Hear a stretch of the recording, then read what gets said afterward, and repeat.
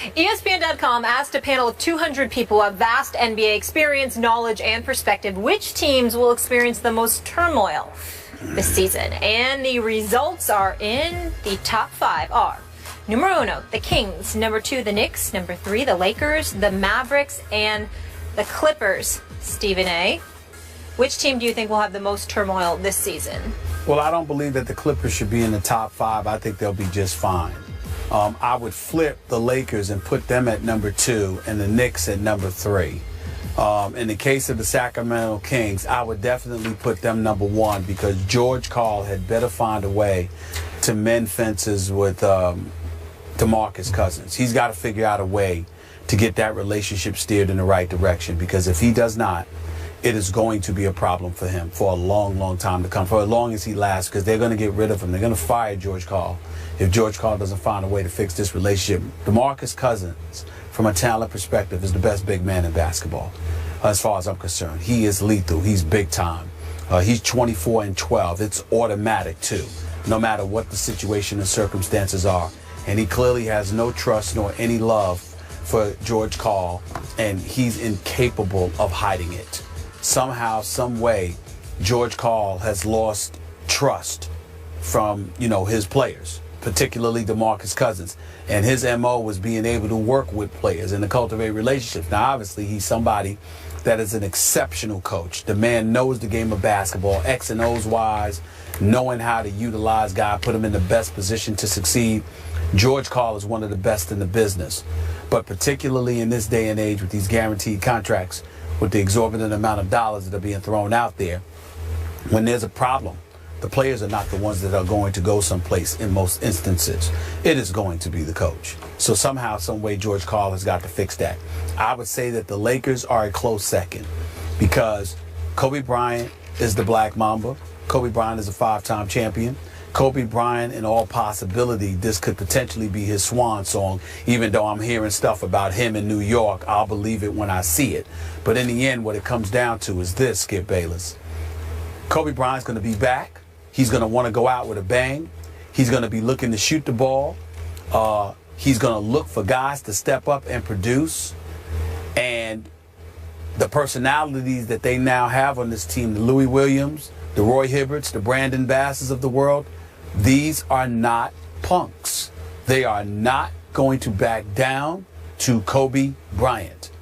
And as a result, even though I don't anticipate that there would be problems, there very well could be, because those guys are not going to take any stuff from anybody, including a 5-time champion who's the face of the franchise. They don't care.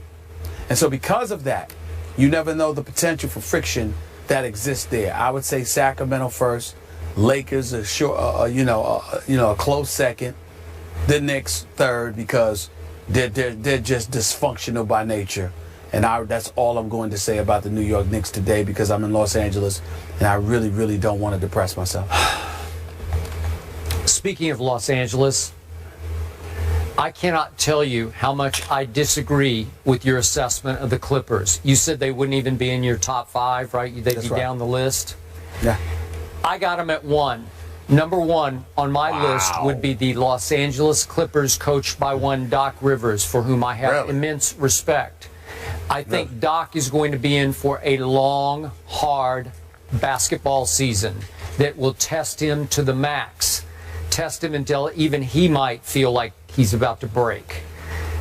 Stephen A., when you throw Lance Stevenson and Josh Smith into that locker room, onto that bench, into that rotation, and Doc is trying to juggle minutes between those two, and obviously you have a strong-willed personality in Paul Pierce, who's going to demand a certain amount of minutes as the new experienced veteran factor on that team.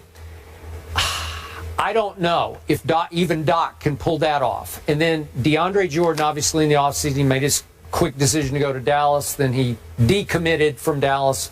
We all know he went back to the Clippers because Chris Paul finally made peace with him and said all the right, nice things to him that he wanted to hear and had never heard from CP3.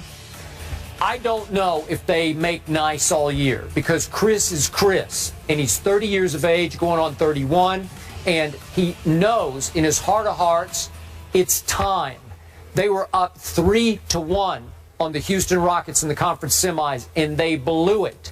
And again, I have to heap a lot of that responsibility on Chris Paul, even though his numbers in that series still looked CP3-ish. They were still good on paper.